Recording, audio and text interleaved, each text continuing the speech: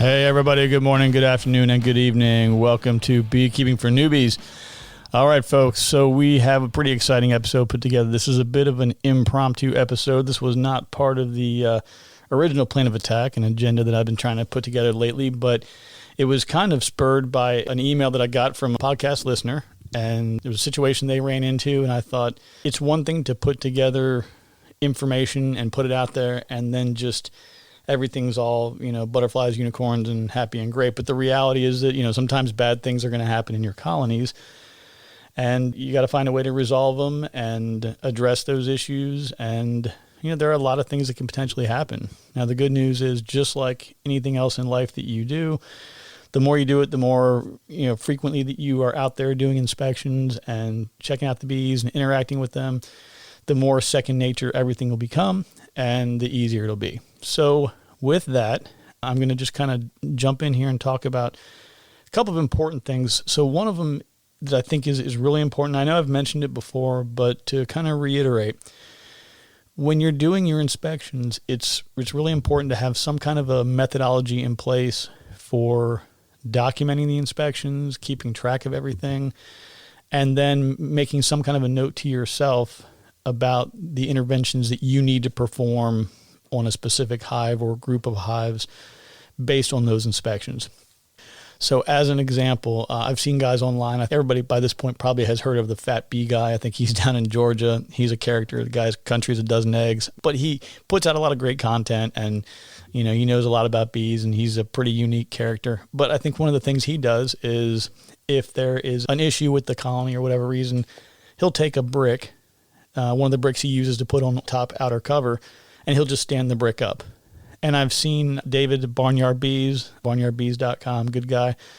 If you've seen any of his videos, he does the same kind of thing, right? He's going to stick the brick up, and that's a reminder to him, like, okay, I need to go back to that hive, to that colony, and do some kind of an intervention.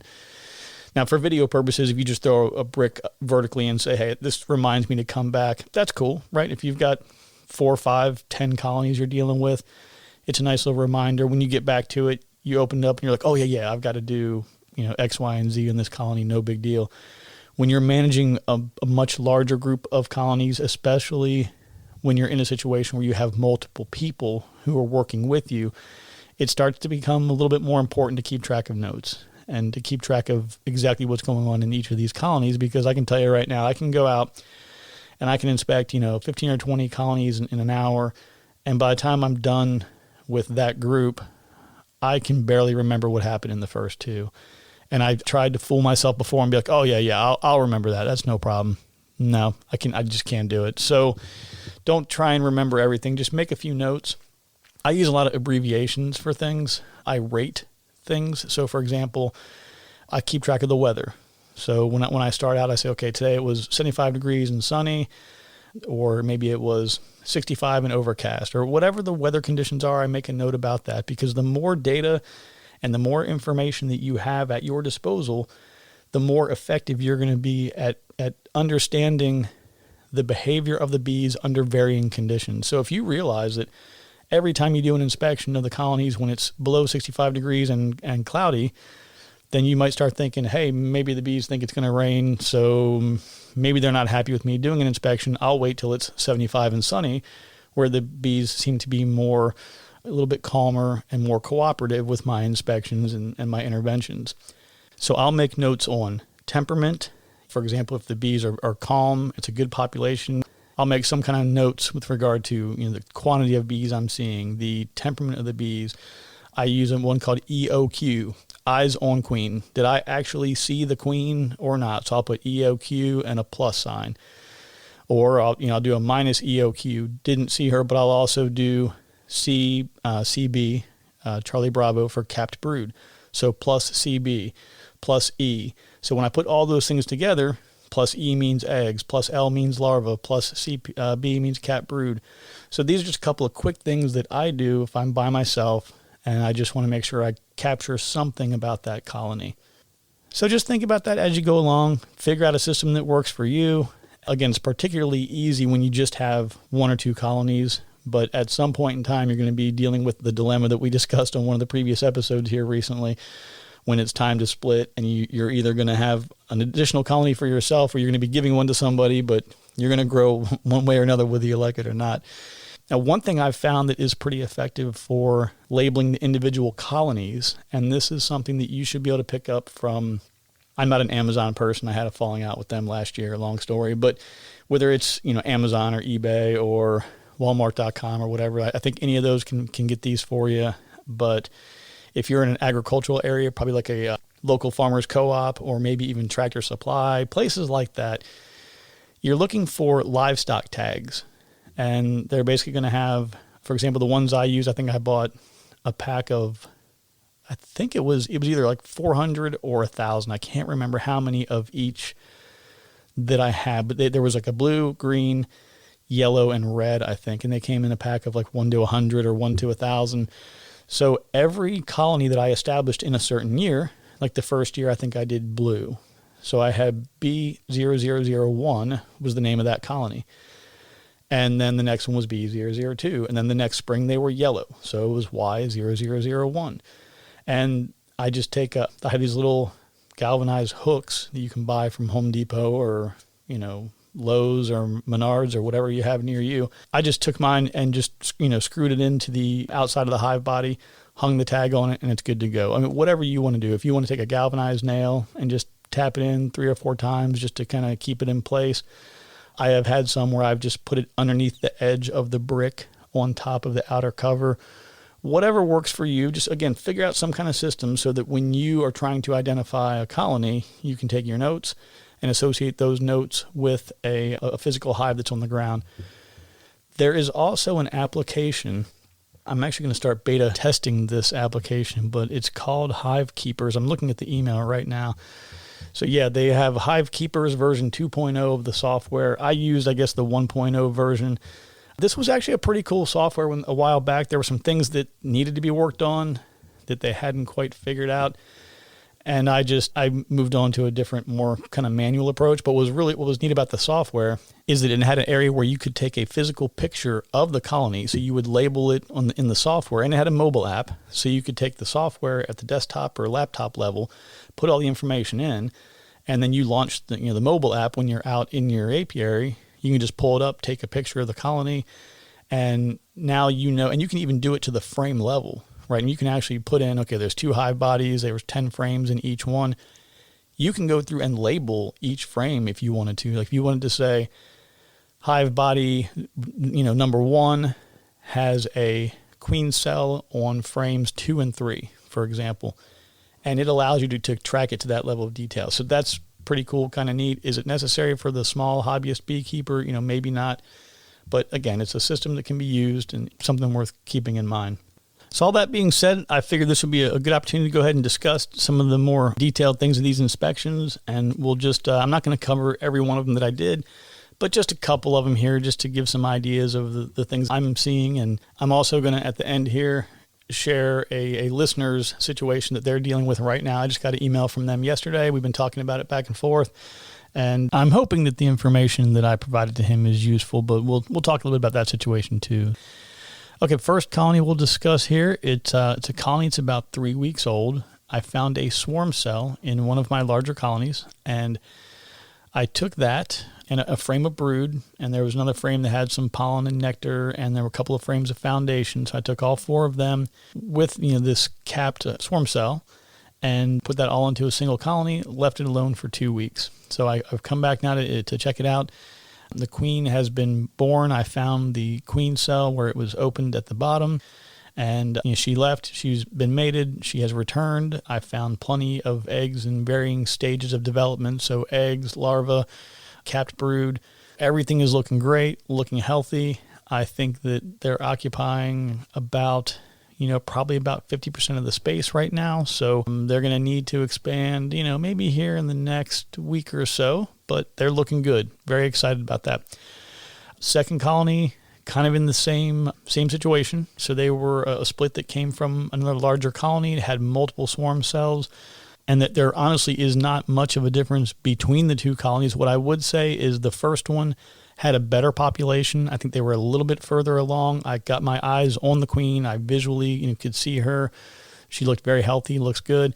In the second colony, I did not see the queen. I was doing a fairly quick inspection, and I just kind of breezed through. I was trying to do a lot in a short period of time. We had some weather inbound. I was just trying to be as quick as I could. But I did find, again, eggs, larvae, capped brood. Everything is looking good with that. So no major issues. I'm going to re-inspect again, probably this coming weekend. And again, start making some plans for expansion on that nuke as well. The third colony was also from another colony that had some swarm cells because of the population and the way that they had been confined. I found the swarm cell in this one as well. I verified that the queen should have emerged. She came out of the bottom of the queen cell, but I could not see any evidence in the hive that she was present. So again, I'm looking for any evidence of queen activity, eggs, larvae, brood, physically seeing the queen. I mean, if I don't see eggs, larvae, and all the other things I want to see, but I see her, I'm fine if she just got back from her mating flight and just hasn't had a chance to lay eggs, no big deal. But what I saw across all 4 of the frames that were in there was a lot of honey, nectar, pollen. They're storing everything away. There's plenty of space. There are cells that they've opened up that I think that are cells where when I installed a couple of frames into that nuke, they had some capped brood, and I think they've polished up and cleaned those cells out in preparation for a queen to lay in them, but the queen's not there. I mean, I guess there's a shot in the dark that maybe she took a little longer to go on her mating flight and maybe she hasn't made it back. But if I had to take a guess, I would say most likely bird, spider, dragonfly, something I think got to her. So we'll talk about that some more in a minute. Well, I'll tell you, let's go ahead and talk about it right now. So we're in a situation where this colony is potentially queenless, and we are in the first week of May. I'm going to go out, I'm going to look at them probably tomorrow and try to get a better idea of where they are and just confirm 100% that I didn't miss anything. So let's say I go out tomorrow on the 5th and I look in the colony and there's definitely not a queen. No queen, there's no queen activity, no eggs, no nothing at all. We're in a bit of a situation. Now, I have other colonies. I can look in them and see if I find a swarm cell, which would be amazing, but I'm pretty sure based on all the activities that I've undertaken here in the past few weeks, I don't think I'm going to find one. It's possible. I just don't think I'm going to. So let's just assume that I don't. From here, I've got a couple of options. Now, if I knew a local breeder or I knew someone else who had a queen available, it would be very easy to just go buy a queen, introduce her to the colony, and then let her do her thing. Particularly a mated queen would be great if I could get one from a local supplier. The next best thing would be to find a queen cell and to put the queen cell into the colony, let the queen be born, let her do her mating flight, come back and start laying. And then the last alternative, or I guess I would say the last and the worst really, is if I had to drop a frame of eggs and young larvae in and the bees had to make an emergency queen cell. So let's just talk about that scenario, because right now I don't have my queen rearing colony set up, which is basically just a single deep that is just packed full of nurse bees. You drop in a bunch of frames of brood that have a bunch of nurse bees on them, no queen, you jam pack them in there. You graft young larvae, you put that larva into these cells that are designed specifically for queen rearing and having workers make queen cells, drop those into that queenless hive, and they will make a ton of queen cells. I don't have that set up right now. So because I don't, we're probably looking at going with that emergency queen cell route.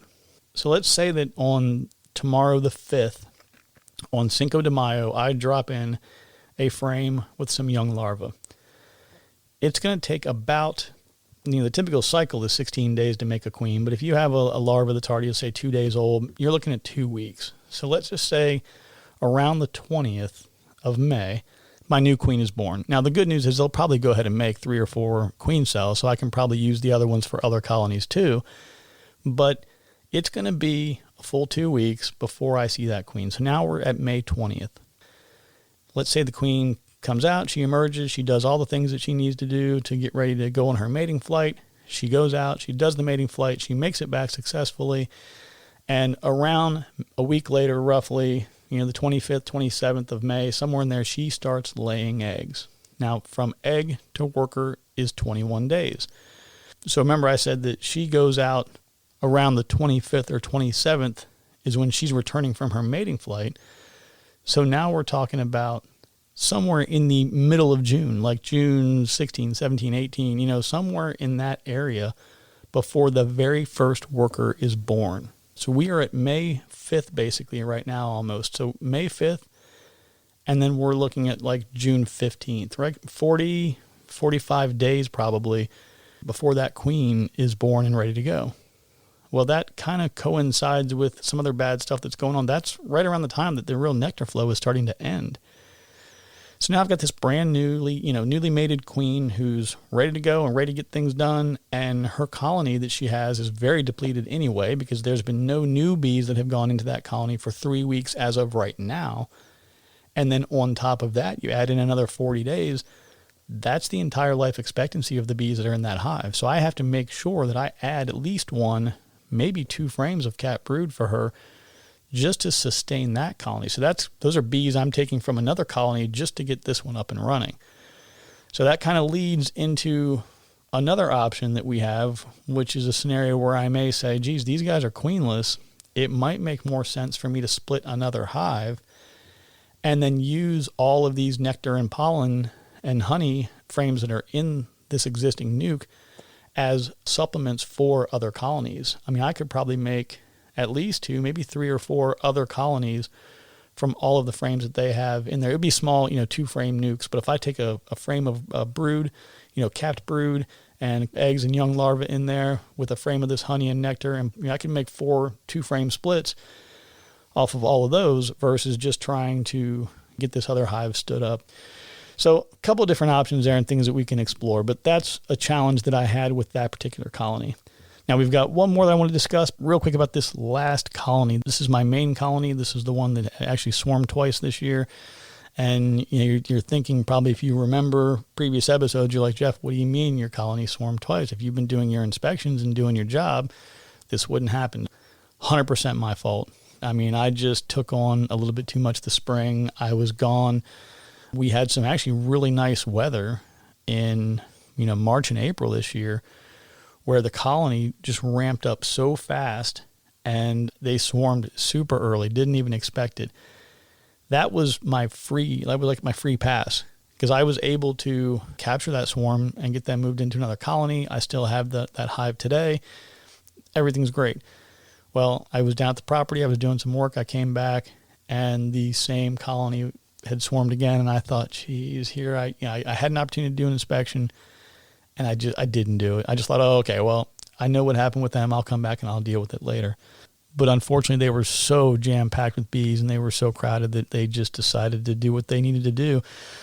Unfortunately, this time they were about 30 feet up in a tree. I could not get to them, but I did go ahead and take a full-size deep hive body on a bottom board with a couple frames of drawn comb. I sprayed some swarm lure in there, and it was late. If I would have done it on the first day that they swarmed, I probably would have been okay. But this was like day 3. They were still up in the tree, and I waited too long. I wasn't here. I brought the equipment back, got it set up, and I didn't catch them. So I lost that colony. But I did go back in. I did an inspection on that colony, and it was very similar, actually, to the other one that I just mentioned a few minutes ago. There was no evidence of a queen. I did find plenty of nectar and honey and other things, but there was definitely not a queen present. But I did find a queen cell that had been, opened from the bottom, and there were no other, viable queen cells anywhere. So I am pretty sure, because the swarm took place just last Thursday or so, maybe. So we're only about 5 days since the swarm took place. So I believe that queen is out on her mating flight. I saw a lot of activity at the colony today. I will inspect tomorrow and take a look, and hopefully she'll be back and she'll be, ready to get to work and keep that colony cranking along and doing their thing.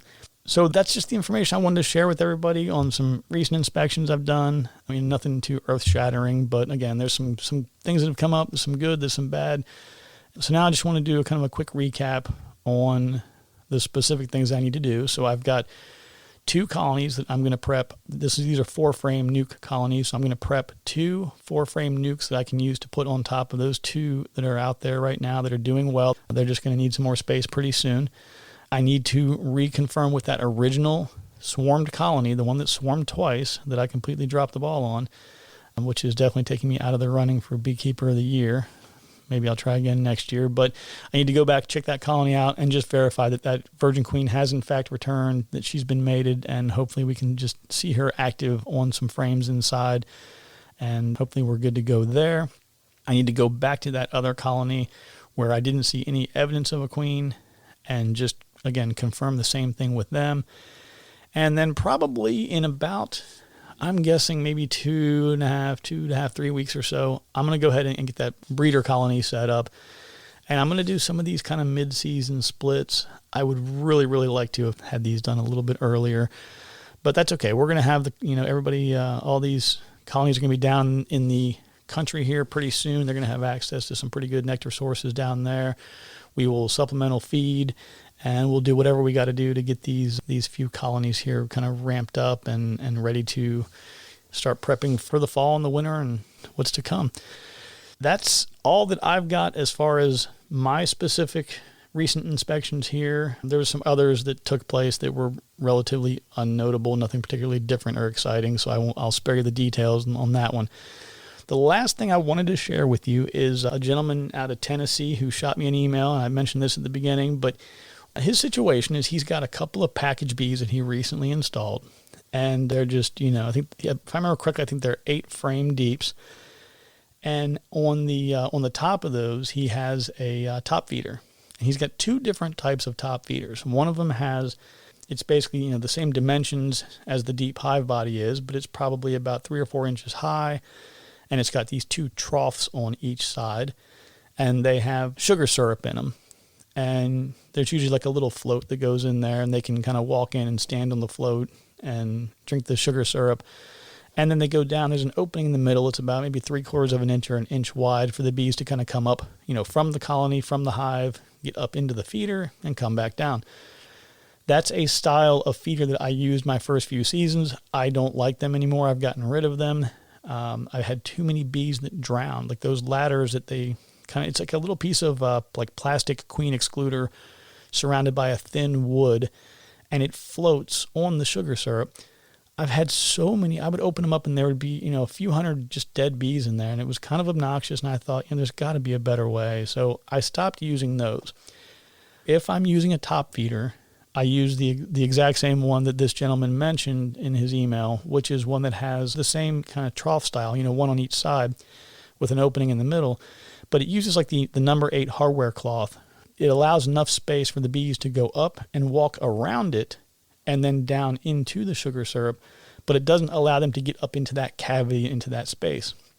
So the situation he ran into was the bees came up into the one that had the floats in it, and, they drank the sugar syrup. He was in the colony. I think he said it was like about 5 days earlier. He was in there doing an inspection, checking things out.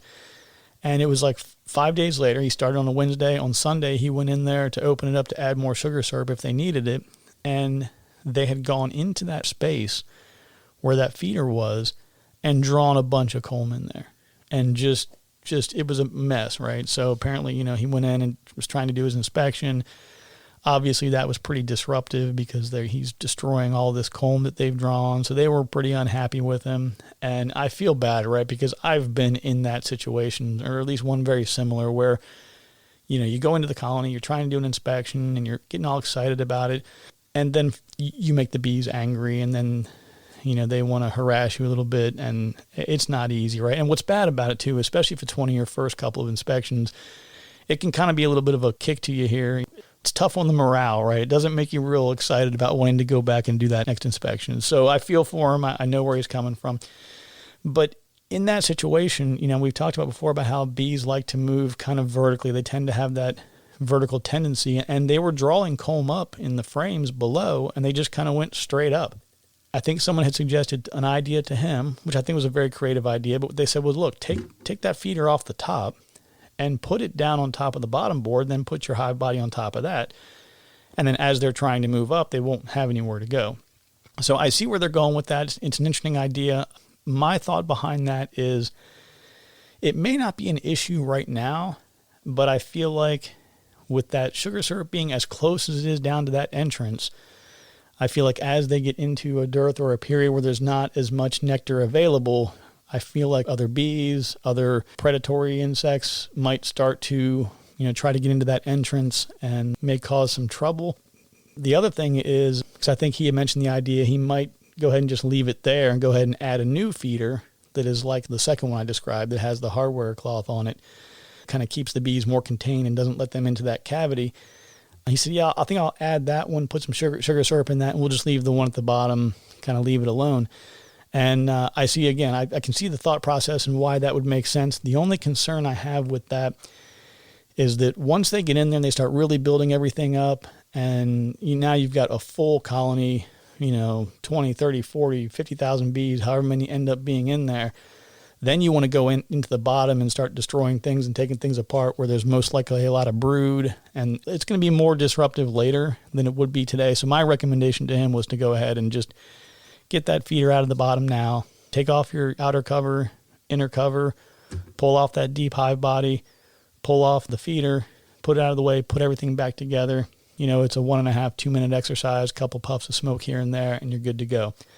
But like I mentioned about this desire of the bees to move up, that's exactly what they did. They moved straight up out of the area where they had the frames down in that lower deep, and they just went straight up. So, the one suggestion that I made, and I think that, there's a couple different ways that you can address this, but I think the more obvious one is to just go ahead and, like I've mentioned before, you can drop a frame of foundation just right there, smack in the middle of that whole section, and force them to kind of draw it up. But quite honestly, I think that once that different feeder is on, and they're not able to go up any further, I think the problem will pretty much correct itself. So that's probably the first step I would do. You switch the feeders out like you mentioned in the email and see how they handle it from there. The other thing, too, is that we're probably at that time of year where as long as you're having good weather, if your queen is laying and, you're seeing the bees returning with a lot of pollen and a lot of good activity, they're probably getting enough out of the environment right now. But, again, my general rule is if they are taking it up and if they are using it, then give it to them. Keep feeding them. That's kind of a lot of...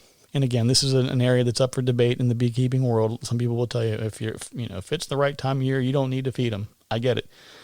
But you can also say, well, if they're using it and they're drinking it, then they probably need it, right? So I say feed them until they stop taking it, because I've had a number of hives over the years. You're feeding them, they're taking it up, and then all of a sudden they just stop. As soon as they stop, I throw it away. Now there's different areas to discuss around that as we get later in the season, right? You don't want to have that sugar syrup in there in November, December, and all that kind of stuff. But we'll talk about that when we get to that time of the year and start talking about winterization and other prep activities for that as appropriate. All right, folks. Well, I think that just about wraps it up here. Just like I said, I wanted to get a few pieces of information out there about some inspections and some of the results and interventions and what we're trying to do. If you run into a problem like our friend in Tennessee did, you need a second set of eyes or some thoughts on it, just shoot me an email, jeff@beekeepingfornewbies.com. We'll try and see if we can give you a hand. And, maybe even, talk about it on the podcast here like we did with this situation. But busy couple of weeks ahead. I will try to do the best I can to continue with updates on things. But in the meantime, I hope everyone stays happy, healthy, and well. And we will look forward to talking to you again very soon. Take care.